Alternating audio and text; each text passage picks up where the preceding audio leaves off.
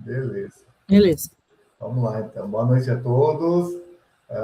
Nós estamos entrando no novo tópico do nosso conteúdo programado, que é o controle de qualidade.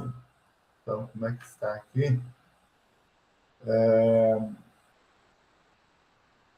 Análise de cereais e a questão dos laboratórios de análise.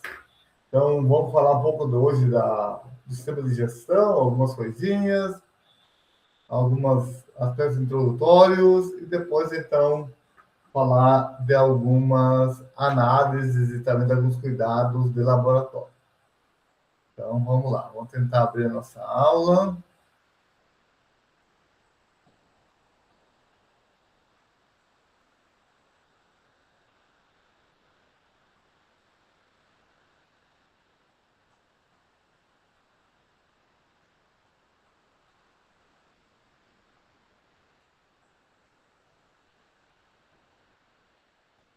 Deu certo?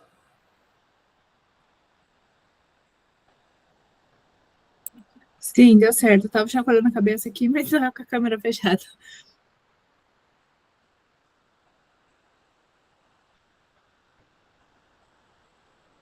Acho que deu, né? Então, tá. Não. Ainda não tá a tela cheia, professor. Hã? Aqui não tá aparecendo a tela cheia, tá aparecendo ainda por apresentar. Porque eu abri, eu tô com duas apresentações. Não tá a tela cheia? Não. Estranho.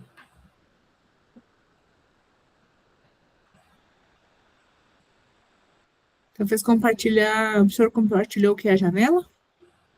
Eu compartilhei a janela. Parar de compartilhar. Vamos de novo, então.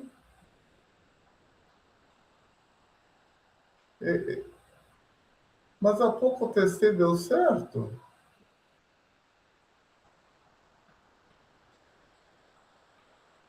Agora acho que vai dar.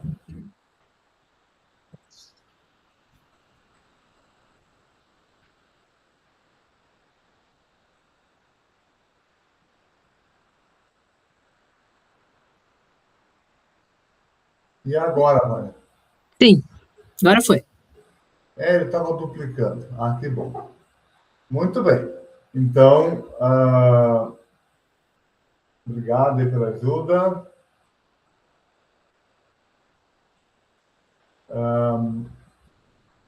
Vamos ver essa questão do laboratório. Eu tenho um videozinho, se vai rodar.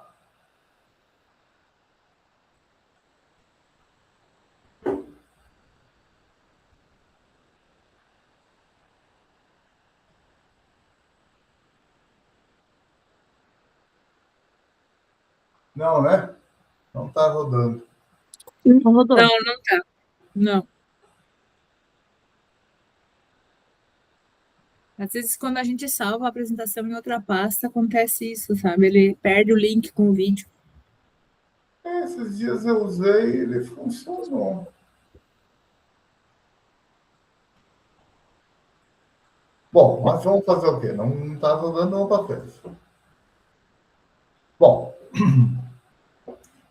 esse vídeo é um vídeo mais mostrando que é possível fazer arte com farinha.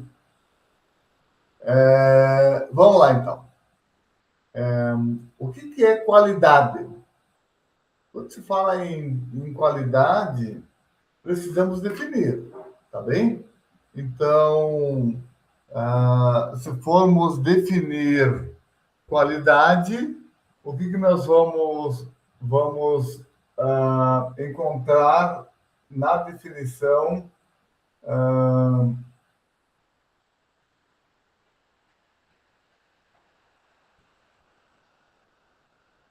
na definição. Ai, ai, ai.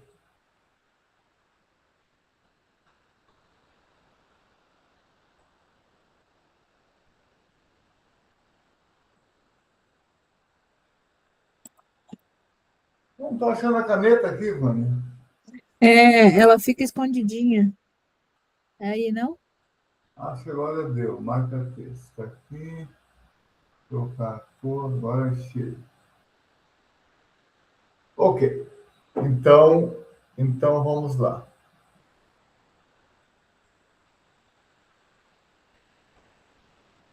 Então, definição de qualidade, quando a gente vai olhar no dicionário. Atributo, condição natural, maneira de ser, essência. Então, isto é uma definição.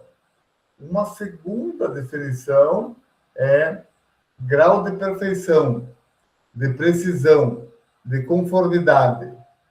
Uma terceira definição é categoria, espécie, tipo.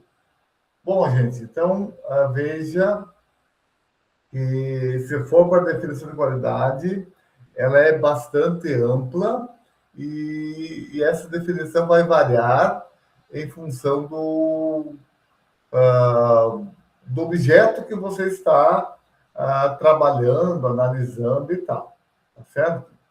Então, sem dúvida, que no nosso caso, quando a gente está olhando qualidade de grãos e farinhas, a gente vai ficar mais na terceira definição, categoria, espécie, tipo, já que a gente tem a gente quer fazer o quê? Justamente a segregação de materiais e também buscar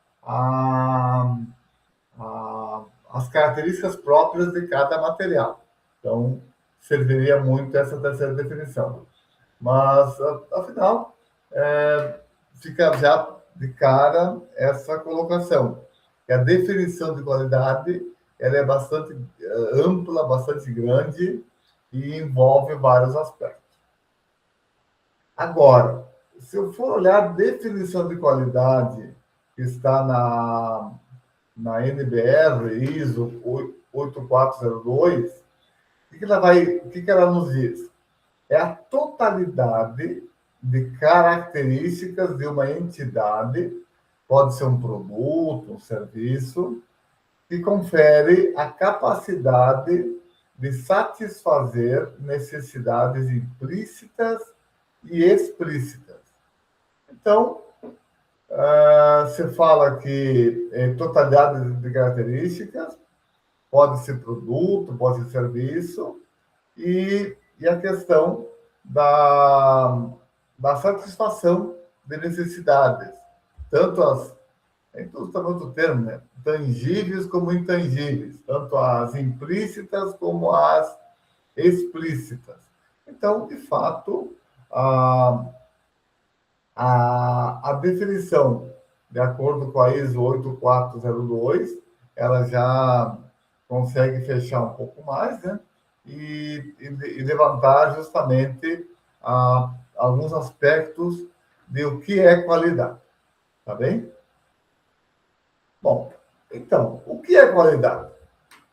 A gente está olhando aqui muito já o nosso objeto de estudo, que são os grãos cereais, grãos, farinhas, né?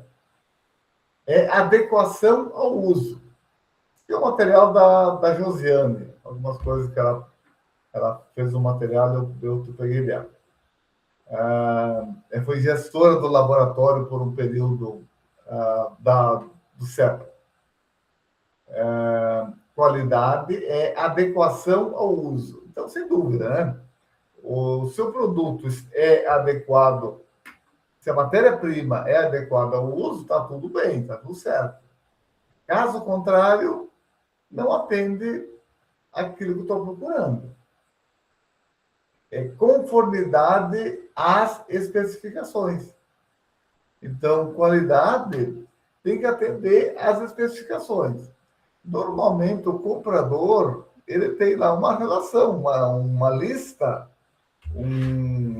uma série de itens, e nesses itens ele vai dizer o que ele quer de características. Item A, item B, item C. E qualidade, o que vem a ser? Vem a ser estar conforme aquilo que o comprador está solicitando. Tá bem? Então, é uma outra... uma forma de ver o que é qualidade. Uma outra definição: qualidade ou são produtos e serviços que atendem ou excedem as expectativas do cliente. Então, quando se fala em qualidade, eu preciso que o produto que eu estou oferecendo ele consiga atender às expectativas do cliente, tá bem? E aqui tem uma frase um pouco filosófica, já uma definição filosófica, né? Qualidade é fazer o certo quando ninguém está olhando. Então, de certa forma, é um pouco isso, né? É aquele compromisso com a cadeia como um todo. A gente falou bastante no nosso curso sobre isso. Então, quando você fala qualidade, não é diferente. É, de fato, atender os itens como um todo e o produto estar em acordo com o combinado. Então, veja que tem várias definições de qualidade. Antes de nós falar um pouco mais do trigo, que é o nosso alvo, vamos falar um pouco do controle de qualidade em laboratórios de alimentos, ainda mais laboratório de grãos, cereais e farinhas. Tá bem? Então, a análise é costume de chamar de ensaio laboratorial. Eu vou fazer um ensaio laboratorial para fins de controle de qualidade. Então, o que se avalia no ensaio laboratorial? A adequação do resultado do ensaio. Então, sem dúvida, nos interessa muito essa questão da adequação. Especificação do produto. Então, quais são as especificações dessa matéria-prima? A caracterização dessa matéria-prima, a adequação dessa matéria-prima a um processo de fabricação ou de produção como um todo. Então, no fundo, a gente quer conhecer o item ensaiado. O que ele apresenta em termos de características, em termos de caracterização, em termos de especificações, em termos de adequações, para, afinal, ser emitido um conceito e a utilização como tal. Tá bem? Então, veja que o ensaio laboratorial tem um pouco isso. Buscar essas respostas. É por isso que eu faço o ensaio. Não é diferente nos nossos resultados da nossa dissertação de mestrado. Quando a gente está fazendo a nossa dissertação, a gente está buscando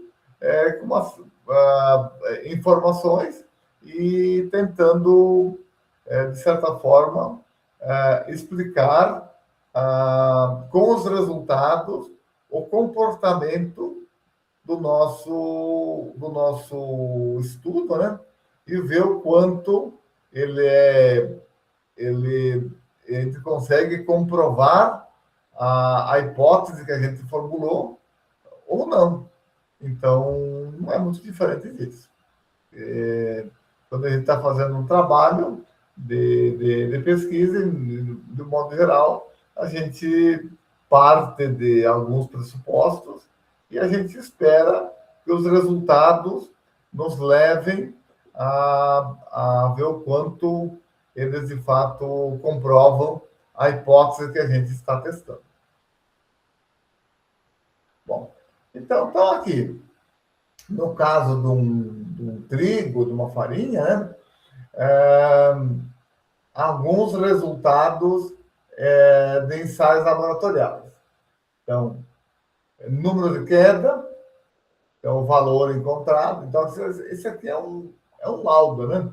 Então, a primeira coisa que chama a atenção é um laudo que tem aqui o selo do Inmetro. Então, a atende a NBR 17025, que é a norma do controle de qualidade de laboratório de alimentos, NBR 17025. Este laudo tem um cabeçalho com uma série de informações que foram tiradas, evidentemente, tá certo? Mas, e aqui está os ensaios realizados. Número de queda, extensibilidade, medido por lavografia, inclusive cita o método também, mas são informações todas amarradas, né? Então, está citando qual metodologia foi seguida. Força geral do glúten, a ACC 543002. O índice de crescimento, o G, que também no ensaio da radiografia. O índice de elasticidade, também da radiografia. Relação P sobre L, tenacidade. Aqui, basicamente, então, tem farmacografia e resultados de alvografia. Lógico, certamente a folha 2, a folha 3, a folha 4 continua os ensaios. E daí fica a pergunta, né? Os resultados da farinha de trigo estão adequados? Tá certo? Então, essa é a pergunta. Na verdade, uma vez analisada a farinha, ela deu esses resultados. A pergunta é se lá para o usuário dessa farinha, ele considera esses resultados adequados ou, eventualmente, teria que buscar uma outra farinha. É porque essa daí não atenderia às necessidades, tipo assim, ó, não é adequada ao uso que está se buscando. Atendem às especificações do produto? São adequados para predizer o uso final? Caracteriza o produto analisado? Então, são questões importantes que devem ser perguntadas, né? Até porque, justamente, é isso que eu estou buscando. Se os resultados da farinha estão adequados. Então, eu preciso checar isso. Bom, então, um pouco mais da NBR 17025 e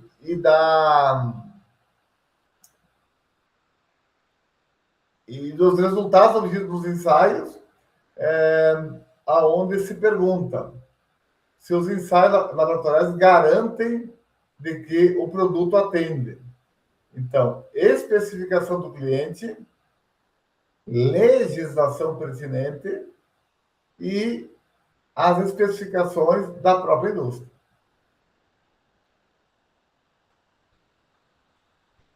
E daí, falar um pouquinho do sistema de gestão. Então, o sistema de gestão de controle de qualidade, ele é bastante complexo e ele exige que todos os envolvidos tenham conhecimento do sistema de gestão de forma a que, de fato, se tenha resultados adequados e, principalmente, se tenha respostas de acordo com o esperado.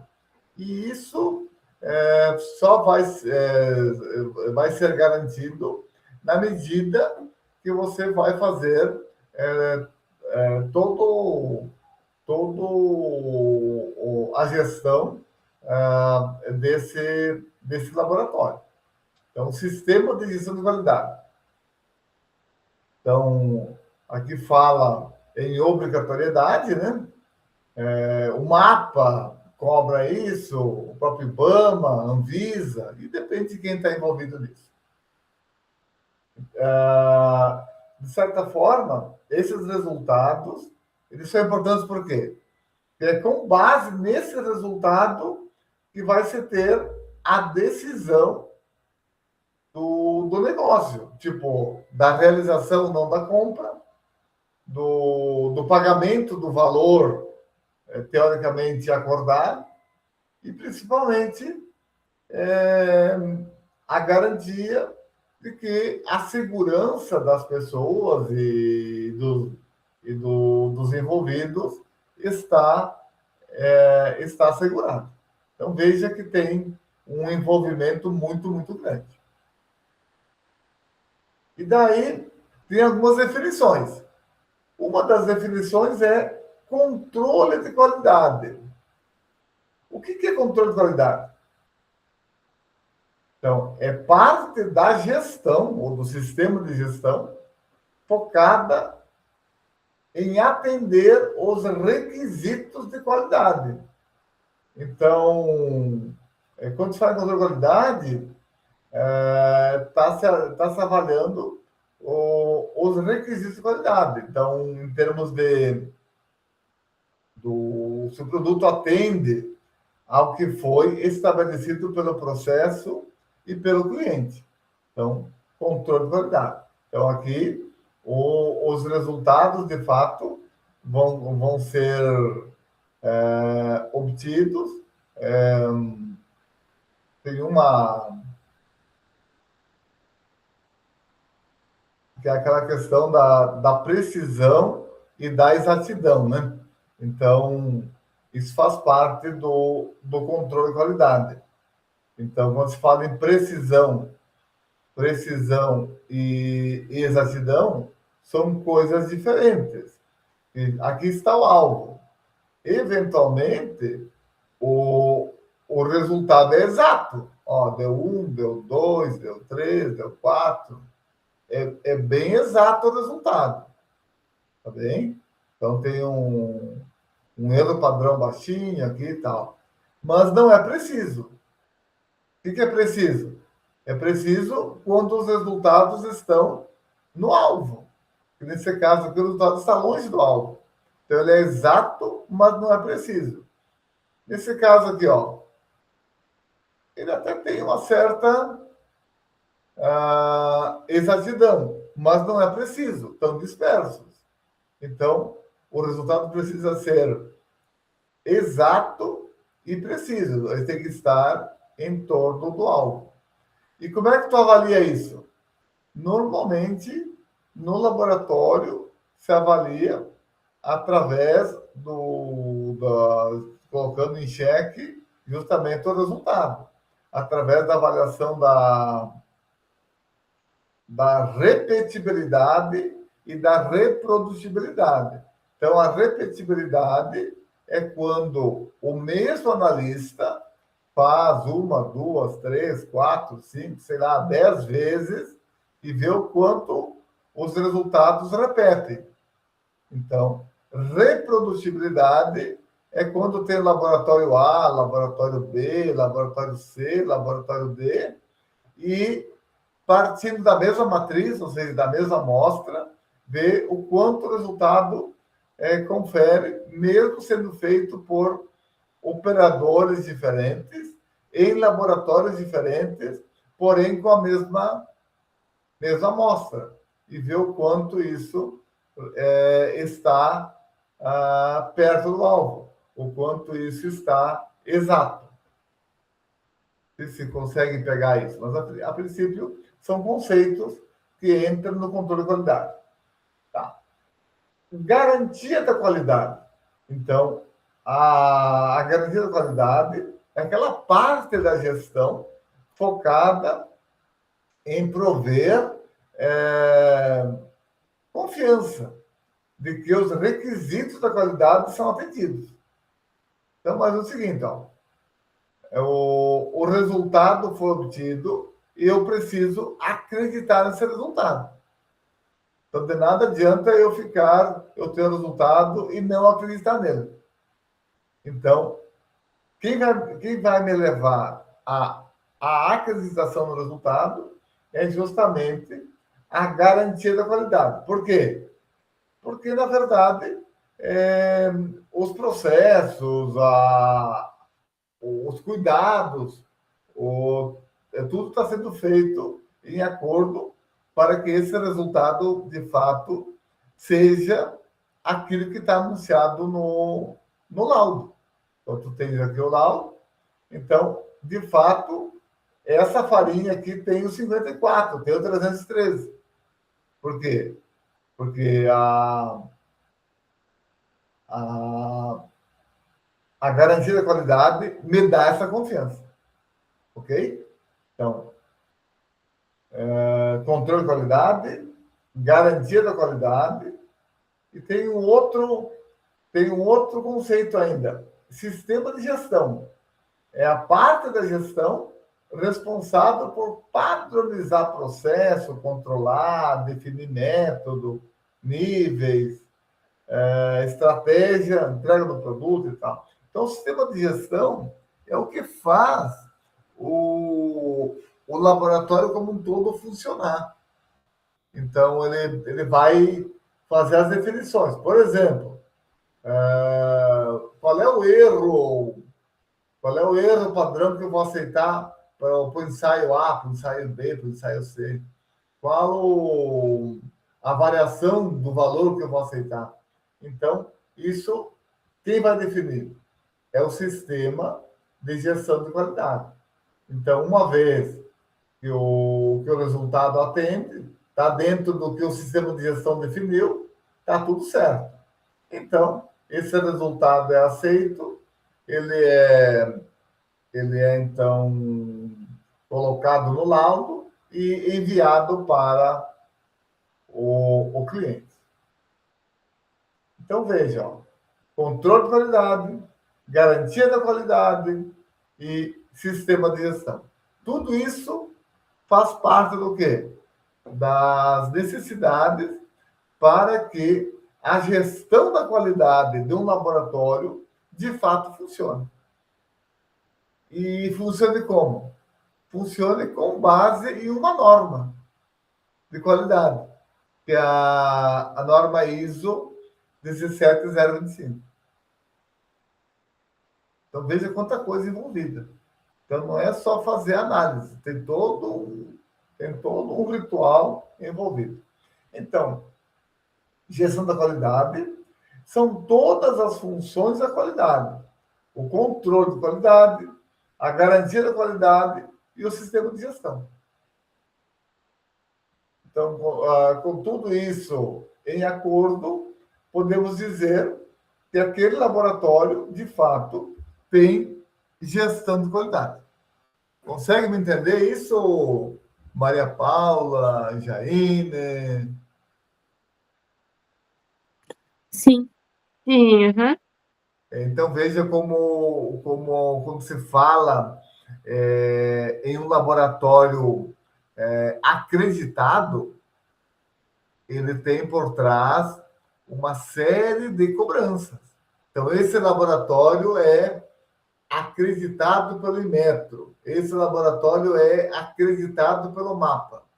Ele tem uma série de avaliações, de checklists, de auditorias, onde ele deve mostrar, comprovar que, de fato, ele segue todas essas normas. Em especial, a questão da metodologia, porque ele precisa seguir uma metodologia. Quer dizer, ele não é obrigatório fazer exatamente o método que eles pedem. Eu posso alterar o método, mas eu tenho que provar que a minha alteração não compromete o resultado. Então, isso significa, de novo, toda uma estrutura dentro do laboratório para que permita que eu consiga funcionar, não fazendo exatamente aquilo que está, por exemplo, sei lá, no método da ACC 543002. Eu não sou obrigado a seguir 100% esse método, mas o que eu não seguir, eu tenho que provar que isso não está comprometendo o resultado. Gente, esse negócio aqui é muita emoção, é muito nervoso, e principalmente quando a gente não atender, qual é que é o risco? O risco é que, eventualmente, você já é um laboratório acreditado, você perder a acreditação. Então, por isso que o compromisso é muito grande. Por isso que o laboratório de cereais ficou por um bom tempo, Vânia, como da UPF, como o único laboratório do Brasil que o mapa podia aceitava os resultados para fim de importação e exportação. E isso é uma vantagem muito grande, né? Porque na outra aula o professor comentou: não precisa fazer análise, não é uma obrigação, né? Mas se quiser exportar, tem que fazer, né? Sim. Não, eu digo não precisa quando é uma operação Ah, entre o indústria, produtor e a indústria, por exemplo. isso. Agora, quando tem envolvimento do governo, por exemplo, compra da Conab, importação, exportação, daí é obrigatório. Sim. Então, se tu quiser expandir teu negócio, vai ter que fazer, né? Não tem jeito. E é impressionante isso, porque tem algo que não tem jeito, né? Ou você tem ou você não tem, que é a confiança do que você produz. E a melhor forma de você mostrar essa confiança e ter essa confiança é comprovando com os seus resultados.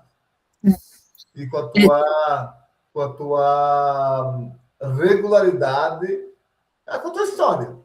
Como é que é a tua história? Eu tenho uma história para contar da empresa Júnior. Diga. A Jaine, não sei se a Jaine estava na época em que eu ajudei a Rebeca, talvez, a Ana, né? A empresa Júnior sempre tinha demandas de análises. E o Certo. pessoal me procurava bastante, porque eram análises, às vezes, de bromatológicas, né, no geral. Uhum. E eu sempre trancava o pé, dizia: olha, talvez não dá para fazer, a gente vai ter que ser com alguém treinado. Eu só deixo fazer se eu puder ajudar, se eu puder acompanhar, eu só deixo fazer se a técnica estiver junto, justamente pensando nisso.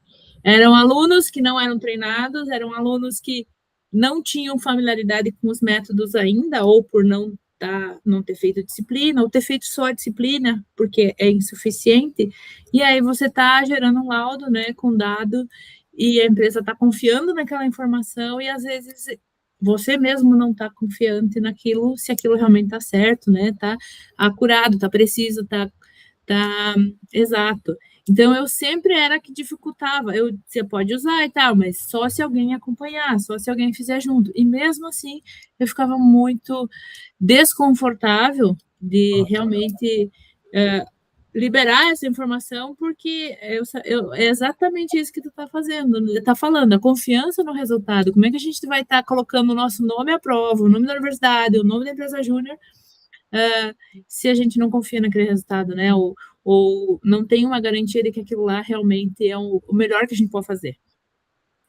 Então, Perfeito. Esse exemplo aí serve para justificar o que estamos conversando aqui. Porque, queira ou não, por trás tem o nome do laboratório, por trás tem o nome da instituição, e lógico, tem a credibilidade de que esse valor eu posso usar para uma discussão, para uma tomada de decisão, e principalmente eu preciso confiar nesse dado.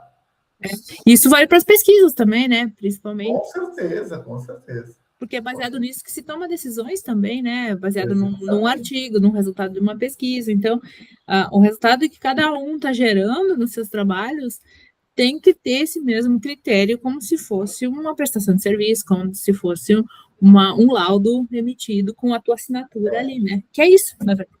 Não é por acaso que o laboratório sustentou muitos trabalhos de pesquisa, de dissertação de mestrado, tese de doutorado, porque o resultado que a gente tinha, ele era um resultado confiável, era um resultado que apresentava um comportamento dentro do esperado, e lógico, a gente tinha uma equipe que estava treinada para fazer isso.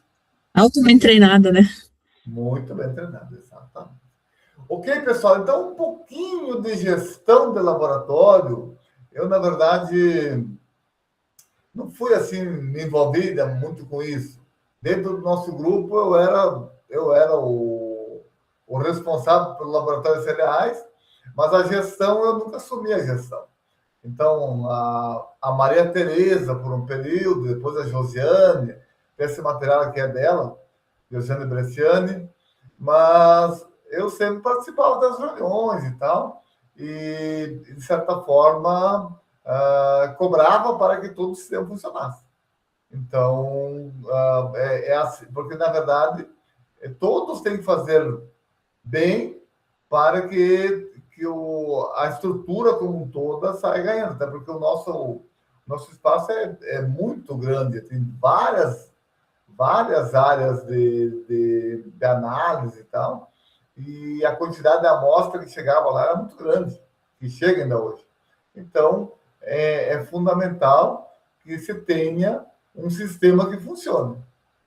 E o sistema, para funcionar, ele tem que estar, então, concatenado dentro da gestão da qualidade em laboratório. E aqui algumas definições, brevemente, tá bem? Mas fica algumas questões em aberto, né? Que é o termo gestão da qualidade em laboratório, que é a norma ISO Guia 17025, e principalmente é algo que deve ter o compromisso de todos os envolvidos, desde da chefia maior até o operacional do laboratório. Então, esse envolvimento tem que ser de todos para se ter êxito no sistema de gestão de qualidade. Ok, vamos adiante. Então, controle de qualidade, mais garantia de qualidade, mais sistema de gestão, vamos ter gestão da qualidade.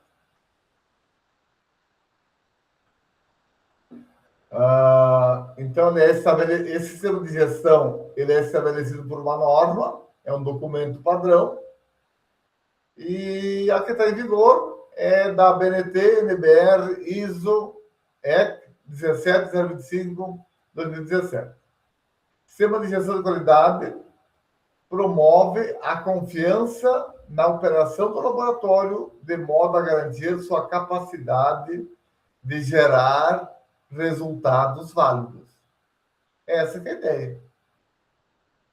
Porque gerar um número é fácil, mas tem que ser um número válido. Ok. Então, feito essa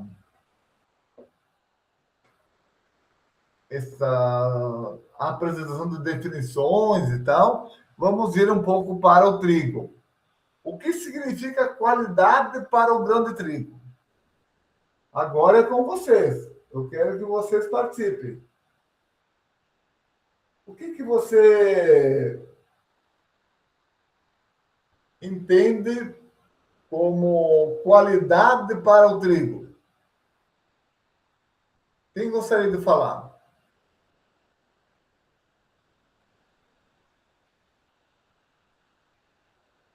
Eu penso em qualidade higiênica. Olha aí. O sanitário, a higiene, né? Sanidade. Isso.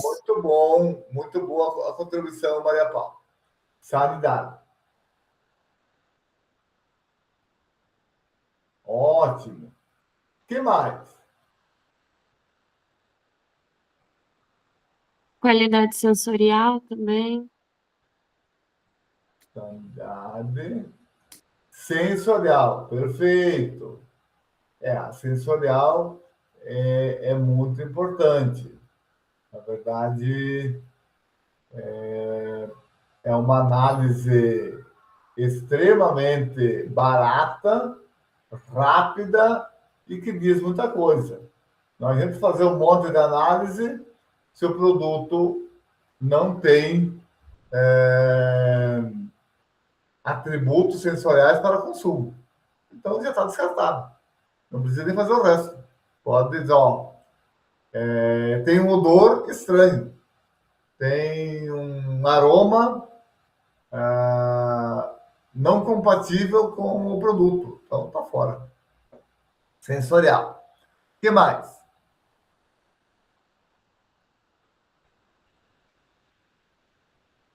Quer perguntar para o Joey, Vânia, ver se ele consegue, se está entendendo? Não sei se você está aí conosco. Eu não sei se ele vai conseguir entender o contexto, né? O contexto é bem difícil, né? É. Mas tenta envolver ele um pouquinho. Essa questão, o que é um grão de trigo de qualidade? Olhando para a Joy? qualificação. Joy, are you around?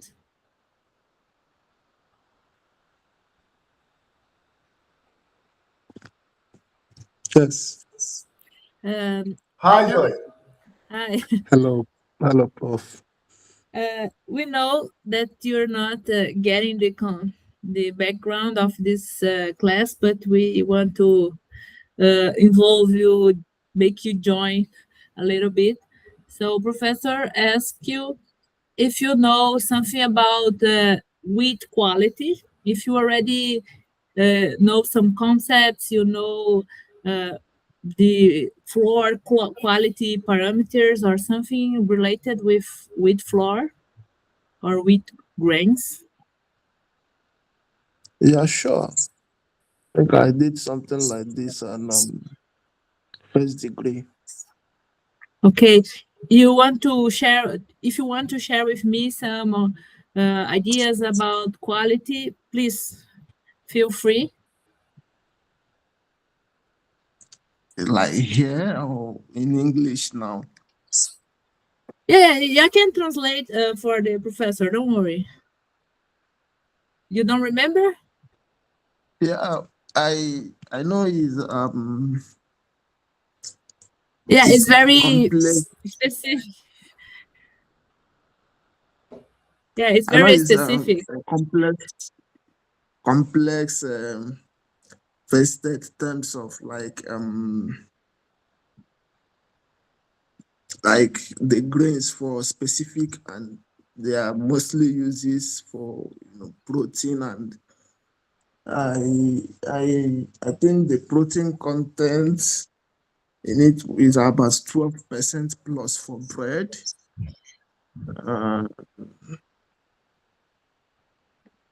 Okay. And Yeah, the quality is fine. usually influenced by the genetics of the environment where it was where the wheat was grown, I think, and then the management and the milling also Okay. contributes to the wheat quality, and I think this is what I can. Yeah, that's perfect. Don't worry. It's very good. Thank you. Ele falou que ele teve algumas coisas na graduação sobre qualidade de trigo, né? Então ele falou que o teor de proteína é bem importante. Uau! Bom, e que ele também tem as condições ambientais de cultivo, a sanidade e também o processo de moagem afetam a qualidade da farinha de trigo e enfim, do grão e também da farinha, por consequência. Ótimo, proteína. It's perfect, Joy. Thank you. Thank you. Professor liked it a lot. Thanks. Thank you. Joy. Ok. De fato, isso que nós estamos conversando aqui são itens importantes quando a gente quer definir a qualidade do grão de trigo para a utilização nos produtos de panificação. Então, é fundamental. Por exemplo, hoje aqui no meu lanche, a gente teve um pão ciabatta.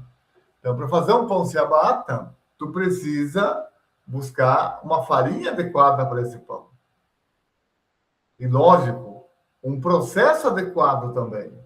Não basta só a farinha, tem que ter o processo adequado. Então, que queira ou não, é um pão com um processo bem próprio. Ele é diferente de um pão de forma, diferente do pão francês, diferente do pão hot dog. Então, tudo isso interfere na elaboração do produto em si. Bom, vamos ver o que nós temos aqui virando a página. Olha aqui, ó. Isso aqui é uma informação do Fácil. Vocês conheceram o Jairo Fácil, Vânia? Ele é de Casca. Fátio, sim. É um corretor, ele está nativo ainda. Esse dia deu uma entrevista, escutei a entrevista dele. Ele está há mais de 30 anos comprando trigo. Eu ouvi falar já desse sobrenome, mas eu não cheguei a conhecer ele. Ele é meio parente do Tite. Ah, do treinador, né? O Jairo Fácil.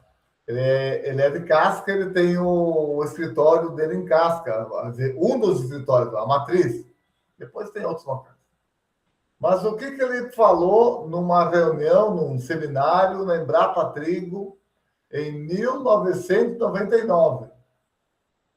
E está atuado até hoje, não está errado isso aqui. A qualidade para o trigo significa adequação ao uso.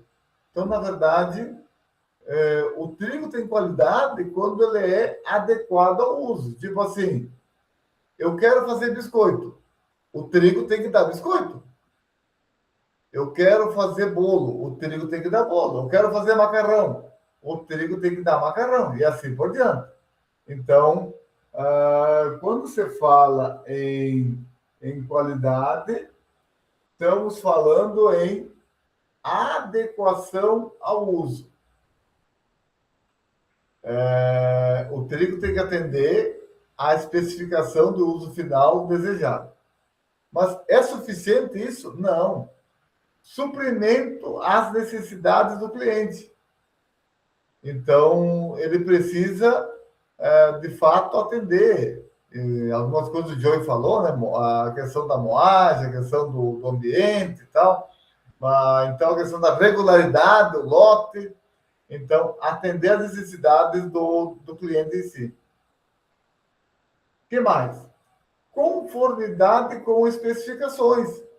Tipo, a entrega, se o produto atende às especificações prometidas lá no relatório inicial, os prazos combinados e tal. E outro item que ele colocou aqui, padronização do lote.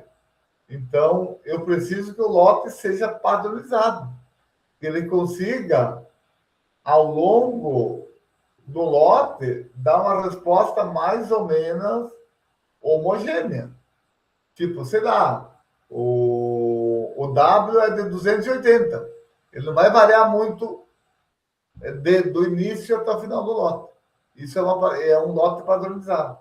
Então, ele levanta alguns aspectos aqui que são fundamentais da qualidade. E desses aspectos, sem dúvida, o que pega mais e que a gente trabalha muito o tempo todo, né, é a questão da adequação ao uso. De nada adianta tu ter um produto com teor de proteína, como falou a Maria Paula, com um sensorial adequado, com o que mais que vimos ali? Sanidade, mas que não atenda e que não consiga produzir o produto que eu quero fazer. Isso se chama adequação ao uso. Ele tem que ter, de fato, as especificações para que me permita produzir aquele produto que eu estou desejando produzir. Tá bem, pessoal? O que significa qualidade para o trigo? Bom, sem dúvida, o Joey lembrou disso, né? Os cuidados com a matéria-prima, colheita, recepção, aqui vai a importância da segregação, os cuidados na secagem e os cuidados no armazenamento, monitorando a umidade, a temperatura, a aeração. e também no processo de transformação do trigo em farinha, que é a moagem. Nós temos aqui um diagrama de causa e efeito. Isso são ferramentas da qualidade, isso aqui é a famosa espinha de peixe, né? Mas o que tu tem que olhar? Entre a semente de trigo plantada e o grão de trigo colhido. Olha quantas coisas interferem. O solo, o clima no cultivo, na colheita, a secagem do grão, a época de colheita, como é que está o ambiente nessa época, a maturação desse grão, os cuidados no armazenamento. Então, tudo isto fazem parte e vão interferir na qualidade do trigo colhido. Isso aqui é uma ferramenta de qualidade. Então, quando se fala em gestão de qualidade, tem as ferramentas. Sei lá, tem a carta certa. Não é carta certa. A carta certa é do... Como é que é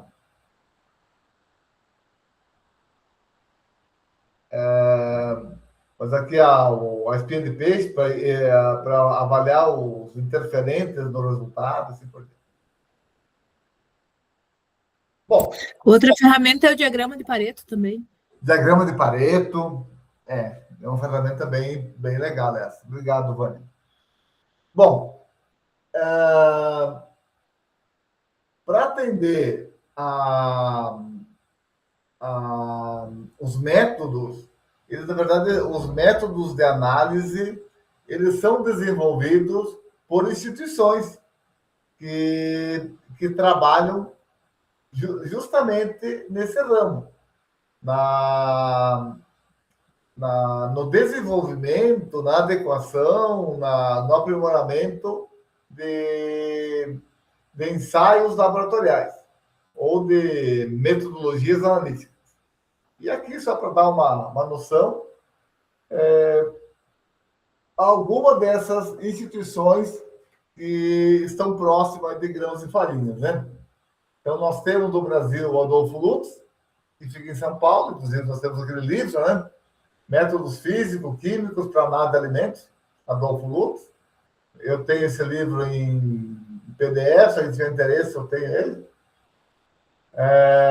Nós temos a Embrapa, que tem trabalhado muito nisso, especialmente o que falou um pouco aí a Maria Paula, a questão de técnicas mais práticas, tipo análise sensorial, caracterização. Então, daí nós temos a Anvisa e o MAPA. São dois órgãos governamentais que atuam justamente em todo esse sistema de gestão, de monitoramento, de avaliação, de penalização quando não atender no Brasil. Então, a Anvisa, a Agência Nacional de Vigilância Sanitária, e o MAPA, Ministério da Agricultura, Pecuária e Abastecimento. Então, as duas entidades. Nós temos o INMET, que é o nosso Instituto de Pesos e Medidas, fica no Rio de Janeiro. Não, o INMET. Também. E lá fica o NPI, na verdade. E depois, indo para o mundo, nós temos a FAO, nós temos o Codex Alimentários, nós temos o ICC, e daí o ICC é um órgão ligado a tecnologias cereais, International Association of Cereal Science and Technology, fica na Áustria. Nós temos a ACC e a OAC. Então, duas entidades americanas que tratam de testar, publicar metodologias analíticas. E também aqui envolve grãos e farinhas. E tem outras, né? Então, listei algumas aqui.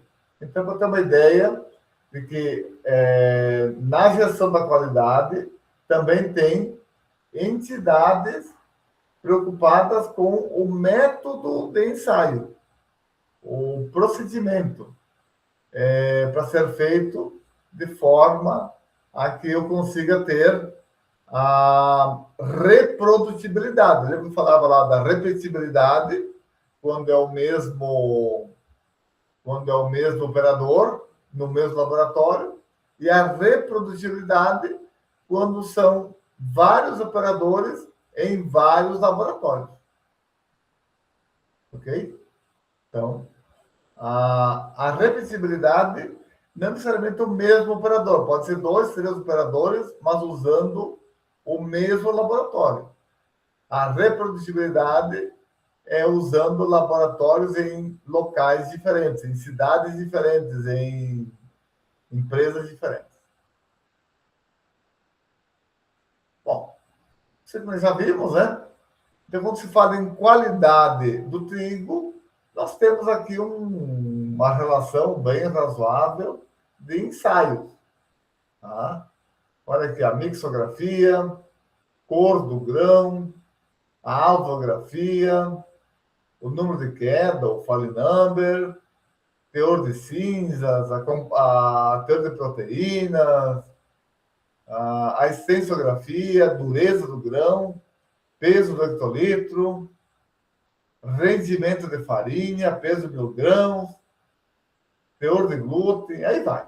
Então, veja que a quantidade de ensaios é bem razoável, aqui tem algumas, né?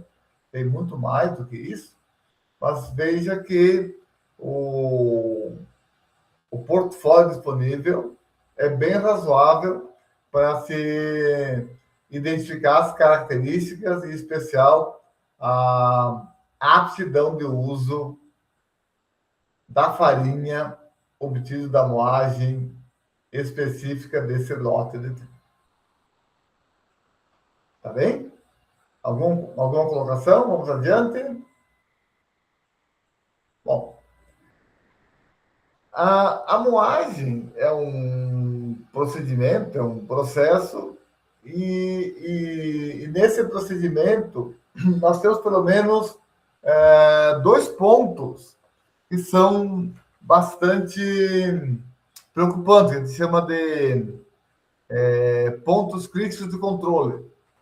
Um ponto crítico de controle, um perigo, é a qualidade da água que é adicionada para se fazer o condicionamento do grão. O que é condicionamento?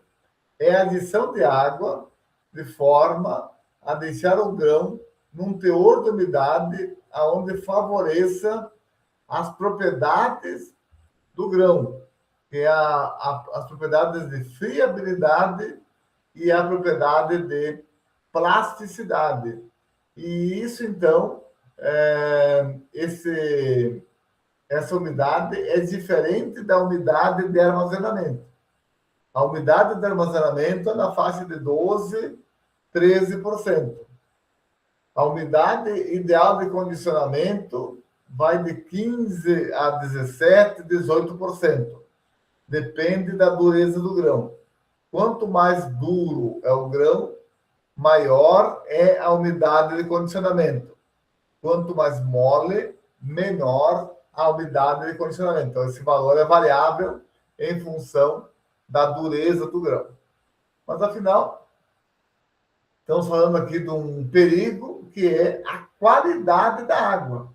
Então, esta água necessariamente deve ser potável e, além de potável, ela deve ter um residual de cloro ou de um outro sanitizante para que reduza ou evita ao máximo o desenvolvimento de bolores, leveduras, bactérias, assim por diante.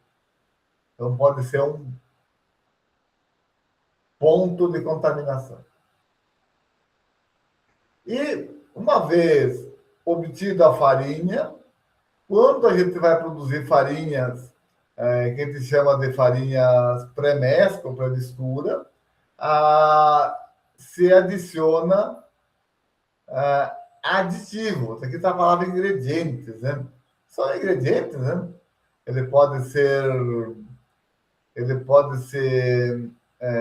aditivo ou ele pode ser... Ai, meu Deus, fugiu o termo. No caso do glúten, que é a enzima, vai lembrar, Vânia? Fugiu. Coadjuvante, não? Não, na questão dos... Porque ele é aditivo quando ele vai permanecer no final do processo e ele interfere em alguma característica. Você falou coadjuvante? Eu acho que é coadjuvante, deixa eu ver. Sim, acho não, é isso aí mesmo, coadjuvante. Então ele pode ser um aditivo ou um coadjuvante. O que é coadjuvante? Quando você coloca para ter algum ganho e que isso acaba não interferindo. Por exemplo, glúten vital. E já tem glúten na farinha, mas eu entendo que o teor de glúten é baixo. Eu quero melhorar o teor de glúten. Eu vou colocar mais um pouco de glúten. Então, nesse caso, o glúten que eu estou adicionando, ele não entra na classificação de aditivo. Ele entra como um coadjuvante. Mesma coisa a enzima. Quando colocar uma alfa-amilase, já tem alfa-amilase na farinha. Só que como está insuficiente, eu tenho que colocar um pouco mais. Então, essa enzima é um coadjuvante. E quando é coadjuvante, eu estou dispensado de informar no rótulo que eu coloquei o coadjuvante. Agora, se eu coloquei um aditivo, obrigatoriamente eu preciso informar no rótulo que tem aditivo. Por exemplo, ontem eu fui numa adega aqui em Florianópolis e tem um pessoal que produz vinho orgânico. E nesse vinho orgânico, eles estão evitando de colocar o anidrido sulfuroso. Então, tem seus aspectos positivos, negativos, mas, afinal, exige muito mais cuidado. Porque o anidrido sulfuroso é obrigatório quando a matéria-prima não foi bem cuidada, deu algum problema de adição de bagas danificadas, doentes e tal. Então, para mim, poder produzir esse vinho sem anidrido sulfuroso, necessariamente eu tenho que ter um cuidado muito maior com essa matéria-prima e um cuidado muito maior com o processo, onde eu preciso fazer mais um operacional mais cuidadoso, descartando todo o grão de uva com defeito, com doença, para não contaminar o vinho todo. Então, por quê? Eu estou produzindo um produto, no caso aqui o vinho, com um rótulo sem a presença de aditivo. E basicamente no vinho são poucos aditivos, normalmente é um só, que é justamente o enxofre, o SO2. Tá claro aqui, gente?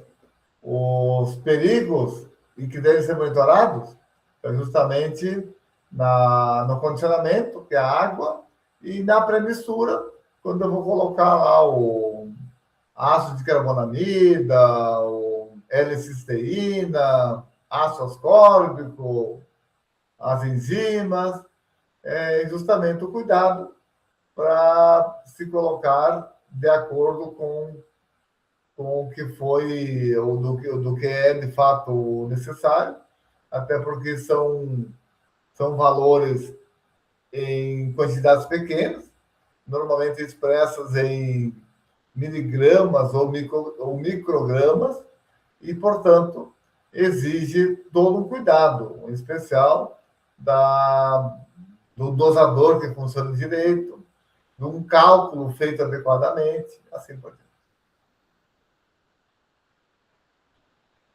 Bom, Nesta tabela aqui, nós temos uma ideia da característica a ser analisada e a influência ou no grão de trigo ou na farinha de trigo, tá bem? Então, vamos lá. O ensaio é pH. O que é pH? Peso do hectolitro. E também peso em miligramas.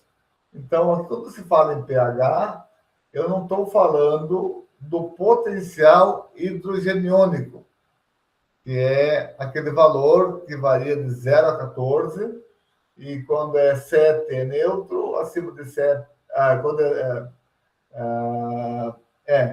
7 é neutro, acima de 7 é básico, abaixo de 7 é ácido. Não é isso que estou falando. Aqui é o peso do hectolitro. Quantos quilos de grão eu tenho em um volume de 100 litros? No caso do trigo, o número que a gente trabalha é com o número 78. Se eu conseguir 78 quilos, eu já estou satisfeito. Mas se eu conseguir 80 é melhor, 82 melhor ainda. E quanto maior o pH, maior é a extração de farinha na moagem. Tá claro? E o peso em miligrãos? O peso em miligrãos indica o tamanho do grão. Então, aqui é muito importante para evitar a mistura de grão pequeno com grão grande. E toda vez que eu fizer a mistura de grãos com tamanhos diferentes, eu vou afetar a extração de farinha. E fica muito mais difícil a regulagem dos rolos, da abertura, da compressão e tal, quando eu tenho essa mistura de grãos pequenos com grãos grandes. Os defeitos, sei lá, grão ardido, grão rajado, grão preto, impurezas, matérias estranhas. Isso afeta a conservação do grão. E também afeta a extração de farinha. Por que afeta a conservação do grão? Afeta, porque quando se fala em conservação de grãos, nós temos 3 palavras que a gente deve seguir à risca. E para conservar o grão adequadamente, ele precisa estar limpo. O que é isso? É com ausência de impureza ou matérias estranhas. Limpo. Ele precisa estar seco. O que é seco? Estar na umidade de armazenamento, que é em torno de 13%. Então, seco não é com 0 de umidade, é com 13%. Agora, não pode estar com 15%, com 18%, com 20%, que daí o grão está muito úmido. Então, seco é estar na umidade de armazenamento. Então, limpo, seco. Qual é a terceira palavra? Alguém lembra? O grão tem que estar limpo, seco e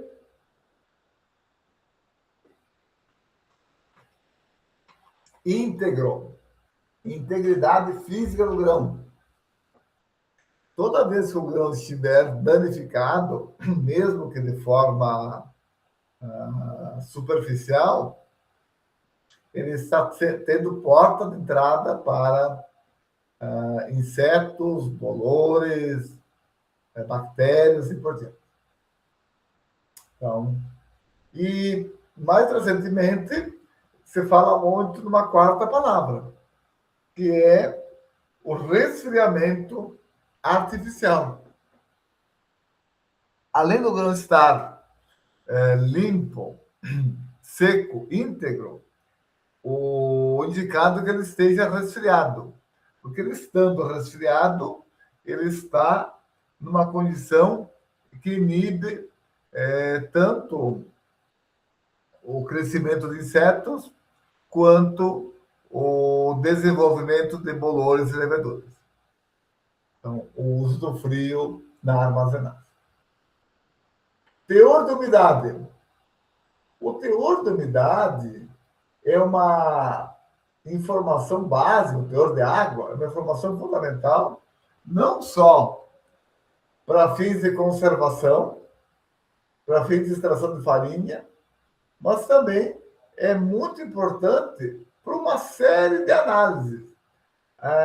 Um bom número de análises realizadas no laboratório dos equipamentos estão executadas com base na umidade que você obteve. Então, pense comigo. Se a umidade não for, de fato, aquela que realmente é, eu vou estar cometendo um erro em cadeia. Por exemplo, a análise de alvografia, eu vou depender da quantidade da umidade da farinha para fazer essa análise. A análise de extensografia, mesma coisa. A análise de números de queda, idem. Eu preciso, para fazer o número de queda, saber qual é a umidade dessa farinha. Agora, se a umidade que eu estou usando não corresponde à umidade real da farinha, eu vou estar necessariamente cometendo um erro cumulativo. Conseguem entender? A importância da determinação correta do teor de umidade do grão e da farinha num laboratório. Teor de cinzas. Então, teor de cinzas, ou também teor de minerais, né, tem uma relação direta com a cor da farinha. Em tese, quanto maior o teor de cinzas, mais escura é a farinha, mas também tem uma relação com o grau de extração. E quanto maior o teor de cinzas, maior é o grau de extração. Por quê? Porque se diz que a moagem ela acontece, de certa forma, nós temos aqui o grão, ela acontece, de certa forma, da parte central para a extremidade. E daí, quanto mais você avançar na extremidade, mais você vai acumular cinzas no produto da moagem que nós queremos, que é a farinha. Consequentemente, eu vou ter um produto mais escuro, estou afetando a cor da farinha. Mas é lógico, eu estou aumentando a taxa de extração. A cor, já vimos bastante, então tem uma interferência muito forte no aspecto visual do produto, né? Aí não sei, vamos recorrer à nutricionista Maria Paula. Como é que você vê a cor da farinha em produtos de panificação, Maria Paula? Eu não consegui entender a pergunta do professor, em que sentido que é. Porque assim, no mercado, os moinhos têm muita preocupação com a cor da farinha. E a cor da farinha tem uma relação direta com a taxa de extração. Quanto maior a extração, mais escura é a farinha. Porém, quanto mais escura a farinha, menor é a aceitação dessa farinha pelo mercado. Porque o mercado não quer farinha escura. O mercado quer farinha branca. Só que farinha branca eu tenho que ter uma extração baixa. E isso é muito uma questão de cultural, de hábito. Mas não necessariamente isso vai afetar demais o produto. Porque eu não estou falando de farinha integral. Eu estou falando de uma farinha com uma taxa de extração um pouco maior. Então, que o mercado já não aceita, porque essa farinha está escura, não é branca. O mercado quer farinha branca. Como é que tu vê esse nosso hábito? E é um hábito nosso, é do Brasil, isso, especialmente no Nordeste. E tem muito a ver com aquela história que eu contei, de que, na verdade, a gente aprendeu a comer trigo americano, um trigo de alta qualidade. E esse melhor trigo sempre ficou no Nordeste. Então, eles aprenderam a comer algo maravilhoso, que depois passamos a não ter mais. Entendeu agora, Mariana? Sim, entendi. Agora, tá me escutando? Aqui tá Sim, aparecendo sim. o microfone travado. Bem tranquilo. Essa questão cultural, acho que vem muito dessa história que o professor contou, eu achei muito, muito interessante, eu não conhecia toda a história do trigo, né, que os Estados Unidos meio que implantaram esse costume aqui com a gente, né, Exatamente. A gente e acabou. aí, aqui no Sul também, né, a gente tem muito esse costume de comer essas farinhas brancas, bem refinadas, né, é o mais valorizado pelo consumidor mesmo, né? Não só, não só no Nordeste, como o professor falou, né? Mas eu acredito que isso em todo o Brasil mesmo. E é uma questão cultural mesmo, né? Perfeito. E isso acaba, então, sendo um item avaliado com bastante rigor nos moinhos, que é a cor da farinha. Uma pena que não está conosco aí a, é, a Ana Camila, que ela está dentro do moinho. Teor de glúten. Oi? Estou aqui. Ah, falta, Ana. Tu não está falando? Eu cheguei um pouquinho atrasada, mas estou aqui. Ah, mas tu tá aí. Então, Ana, essa questão da cor, né, é um assunto que afeta muito as conversas e tal. Eu vejo também, Ana, não sei se eu estou certo ou não, mas o cliente, no caso, aí, a indústria de massa, de biscoito, de pão, ela usa a cor até como uma forma de bagunçar a negociação, que é uma forma dela poder reduzir o valor do produto. Tá escuro, vou pagar menos. Sim. Acho que eles usam um pouco isso também. Uhum, eles usam. Porque é uma negociação, né? Uma briga. E como o volume é grande, se trabalha com centavos. Reduzir os centavos, no final, dá um efeito muito grande no valor final do produto. Então, eles usam a cor como uma estratégia para baixar preço. Obrigado, Ana, que bom saber que você está aí. Vamos lá. Teor de glúten úmido e glúten seco. Então, tanto o glúten, tanto faz úmido ou seco, o que difere aqui o glúten, o úmido ou seco? Nada. É só a determinação em si, né?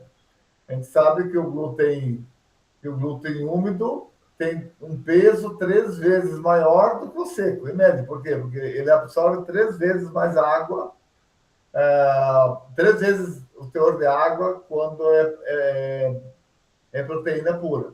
Então, se o teor de glúten úmido é 30%, tu vai esperar quanto de glúten seco? 10%. É o esperado. Pode dar 9,9, pode dar 10,1, mas em torno de 10. Ou seja, 3 vezes menos. E qual é a importância? O teor de glúten tem importância no potencial reológico desse trigo. E, lógico, nas características da farinha, especialmente a absorção de água, que acabamos de falar, né? Que a proteína absorve bastante água, na força da farinha, quanto mais glúten, maior a força da farinha, e outras propriedades intrínsecas na definição do uso dessa farinha. Fale number.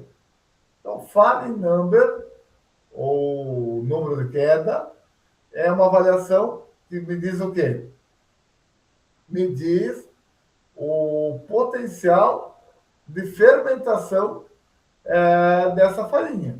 Então, eu tenho que ter uma quantidade de enzimas amilolíticas, ou seja, alfa-milase e beta-milase, que me garanta a transformação de parte desse amido em açúcares simples, glicose e maltose, para poder, então,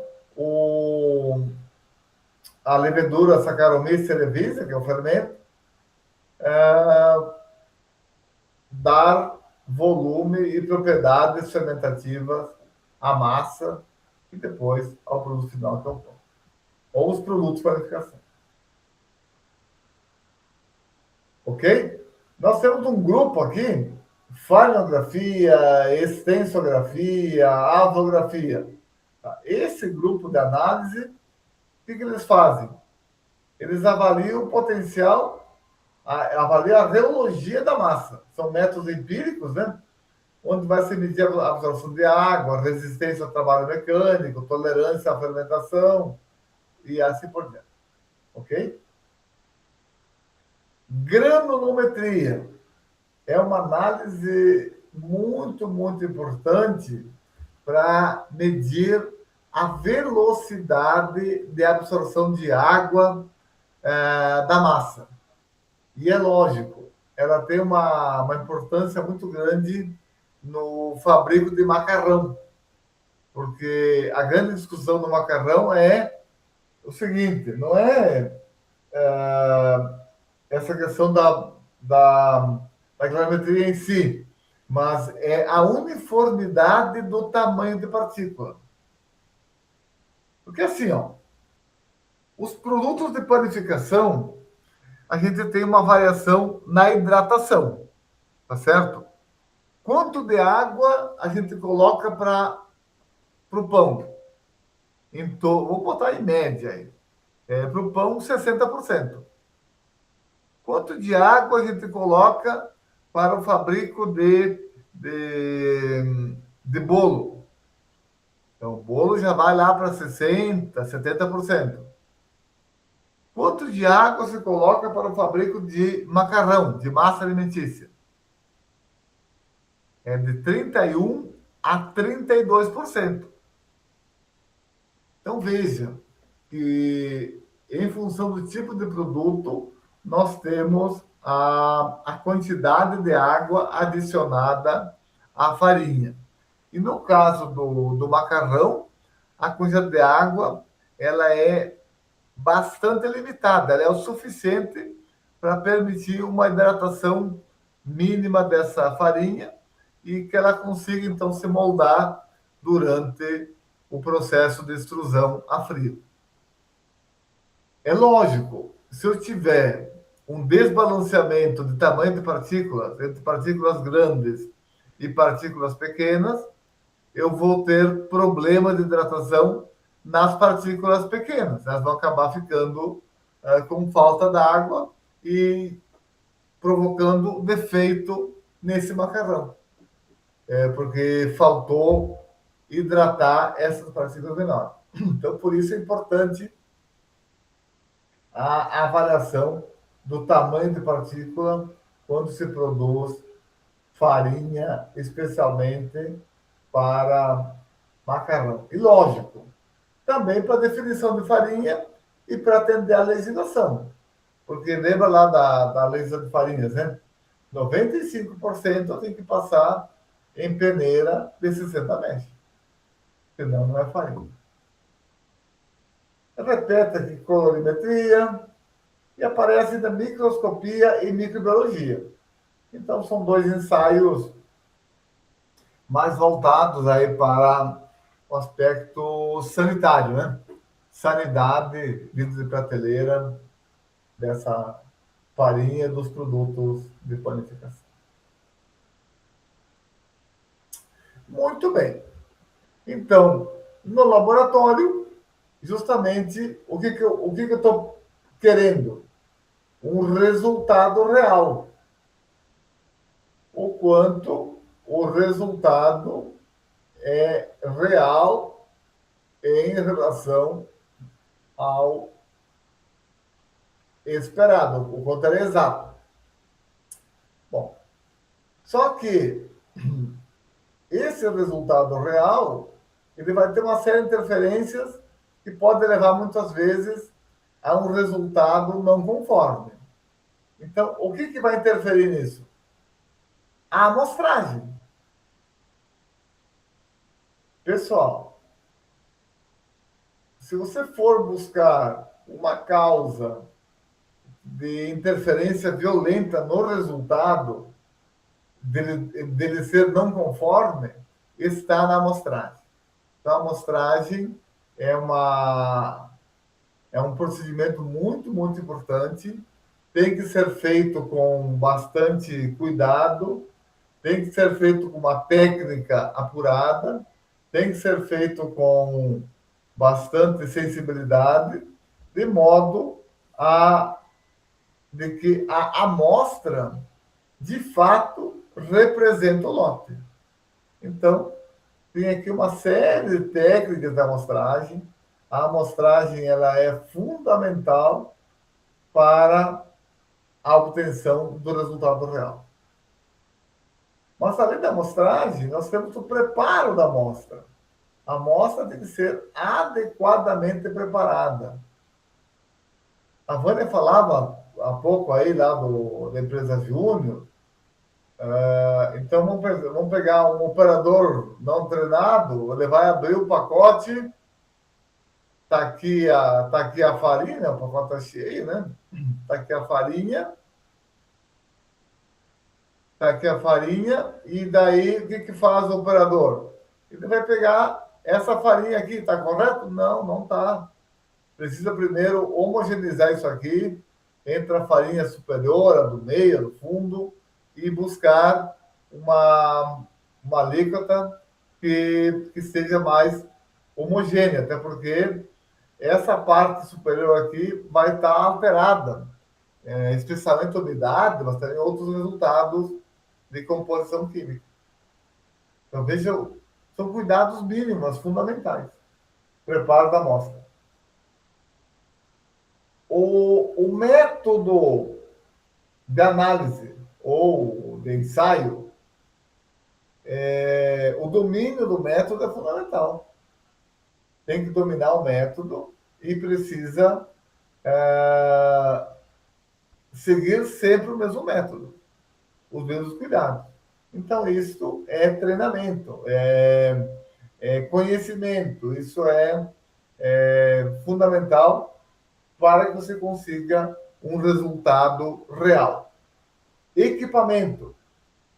Precisamos que os equipamentos tenham manutenção preventiva e estejam em condições de uso. Então, isso é fundamental. Caso contrário, eu vou ter muita dificuldade para se conseguir um resultado real. Eu vou ter um resultado não conforme. Calibração. É outro cuidado que faz parte da gestão do laboratório, mas, afinal, eu preciso ter os meus instrumentos de medida, de massa e de volume calibrados e confiáveis. Então, se eu quero pesar 10 gramas, a minha balança tem que pesar as 10 gramas. Se eu quero pegar 10 ml, a pipeta tem que pegar os 10 ml, e não mais nem menos. Então, calibração dos meus instrumentos de medida. Deficiência técnica também acontece, eventualmente, quando o operador não é devidamente treinado, ele vai ter problema de não estar pronto, consequentemente, ele vai contribuir para que se obtenha um resultado não conforme. Então, de novo, aqui estamos frente a uma espinha de peixe, uma técnica, uma ferramenta de qualidade, né? E aonde estamos olhando a divergência entre o resultado real e o resultado não conforme obtido pelo laboratório ou entre laboratórios. O resultado interlaboratorial ou intralaboratorial. Alguma colocação? Tá tudo bem? Vamos adiante.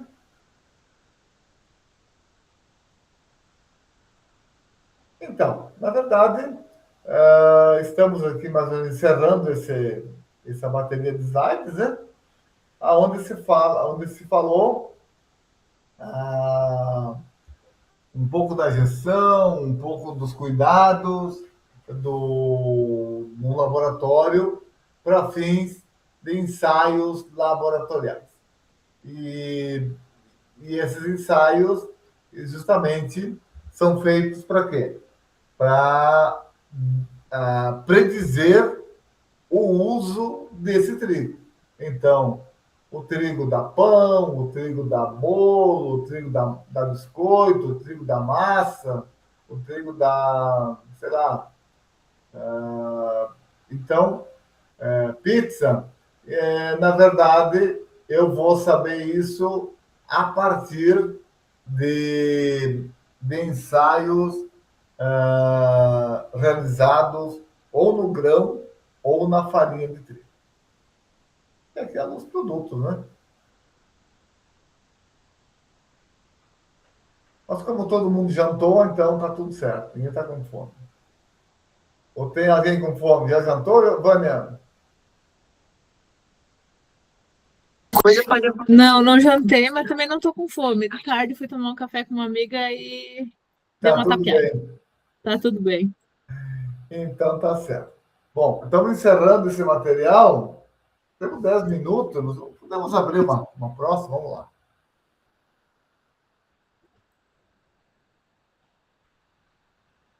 Onde é que está? Está aqui. Parar a apresentação.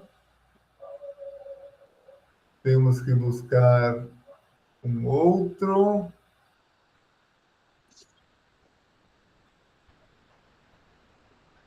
Já reparei, sabia? Eles ficam o tempo todo peitando, mas na verdade eles sabem. Olha que bom, eles têm esse hábito, né?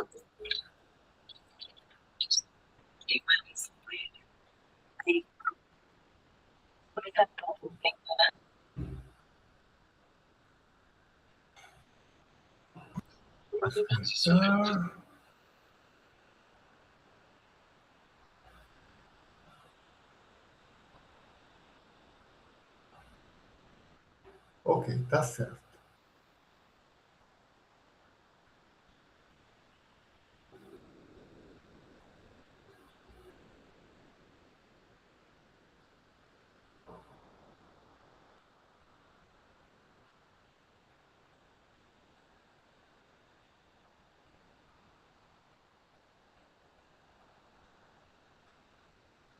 Como é que tá aí? Tá tudo certo?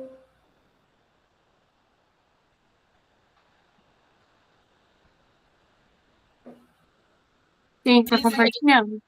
Tá tudo bem? Aí, valeu, obrigado. Então, esse primeira bateria ali, ele falou basicamente alguns aspectos mais gerais, e agora vamos olhar um pouco o grão de trigo. Tá? Vamos começar hoje, não vamos terminar hoje. Já vimos, né?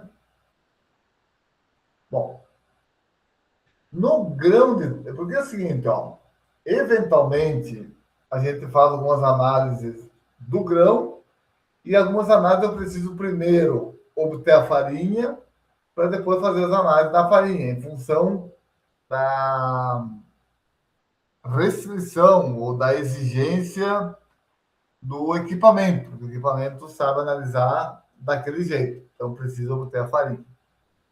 Então vamos lá. No caso do grão, entre os ensaios, nós temos aqui teor de impurezas e matérias estranhas.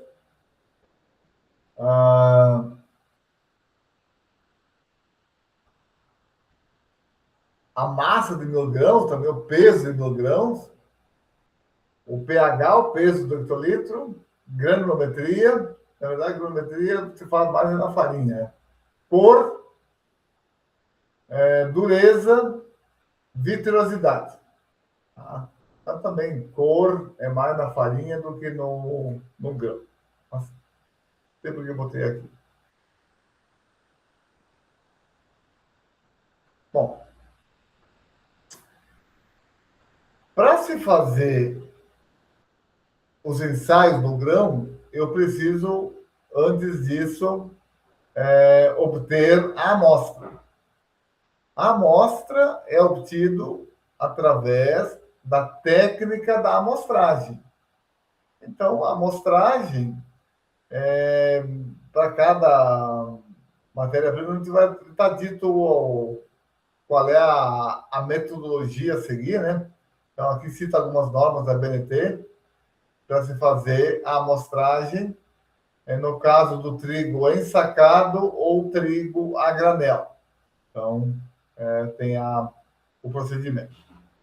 Uma vez obtido as amostras, eu preciso 4 quilos para definir classe e 4 quilos para definir tipo. Então, o tipo é aquele negócio, tipo 1, tipo 2, tipo 3. E a classe, se eu vou dizer se o trigo é melhorador, se o trigo é pão, se o trigo é doméstico, se o trigo é básico ou outros. Estão lembrados? Vamos lá. Então,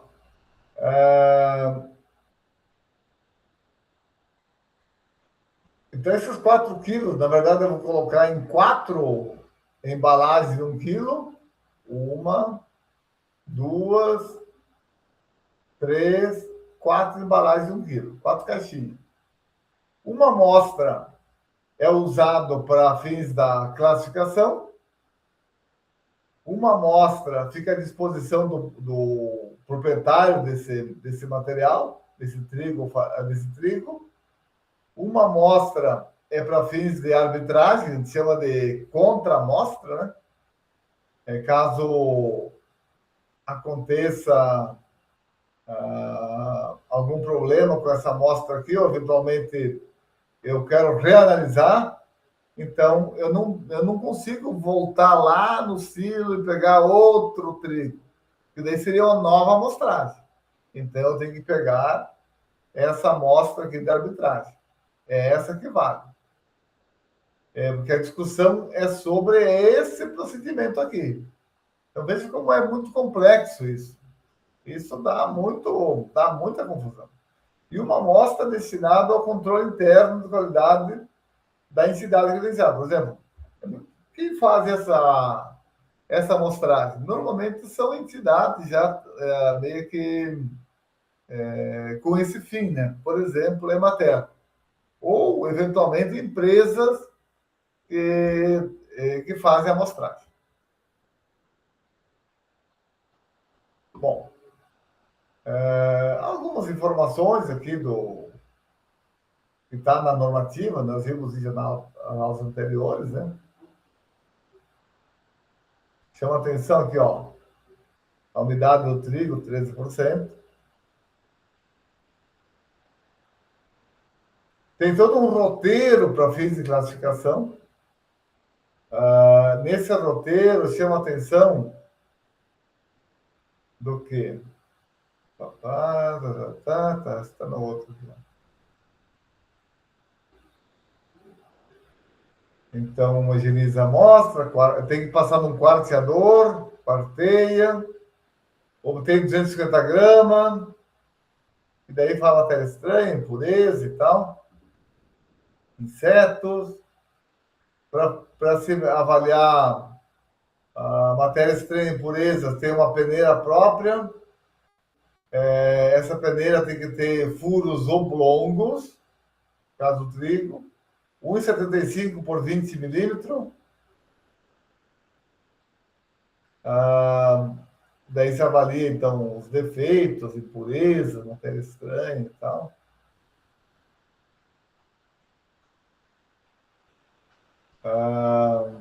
O inseto não pode ter insetos vivos, somente insetos mortos. Se tiver insetos vivos, essa amostra, essa carga não é recebida. Ah, tá. Isso aqui, ó, que demorou para chegar. Aí tá toda norma aqui. Olha esse item aqui, gente, ó. Proceder também à determinação do pH, peso do hectolitro, utilizando a amostra destinada à classificação em seu estado original.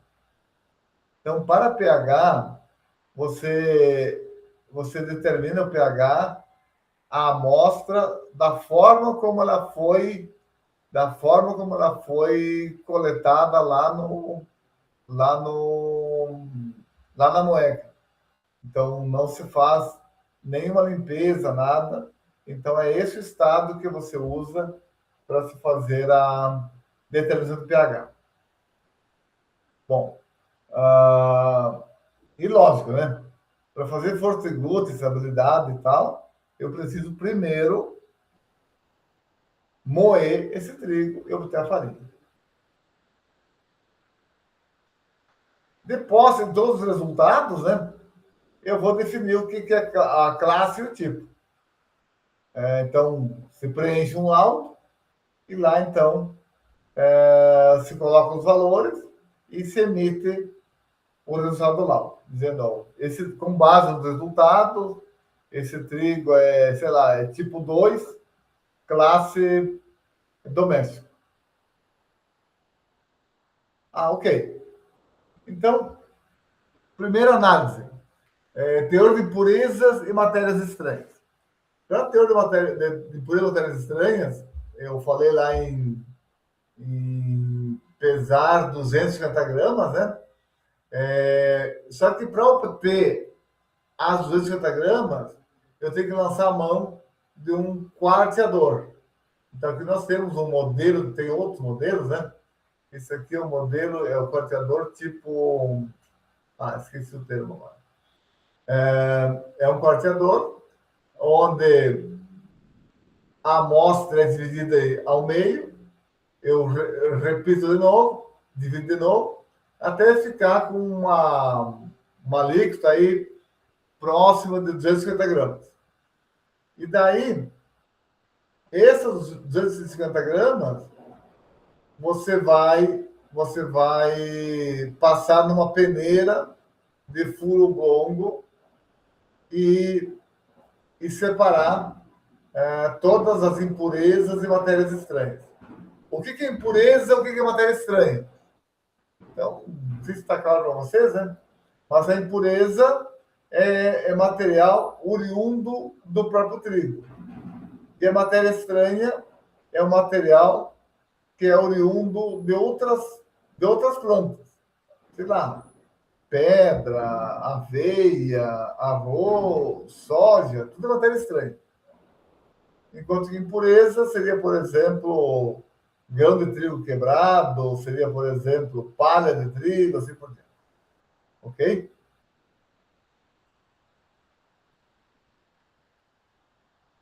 Eu acho que vamos meio que parando por aqui, pode ser, Mariana? Não vamos adiantar muito, vamos respeitar o horário. Próxima aula, a gente continua. Sim, professor. Eu vou interromper, até porque tem um foguetório aqui em Florianópolis, não sei qual é a razão, mas tem um foguetório por aqui, Jair. Acho que alguém acertou na Mega Sena. Ou é outra inauguração, né, professor? Ou é outra inauguração, né? Porque aquele dia casualmente escutei na televisão que teria uma inauguração do maior centro de proteína cultivada. De carnes.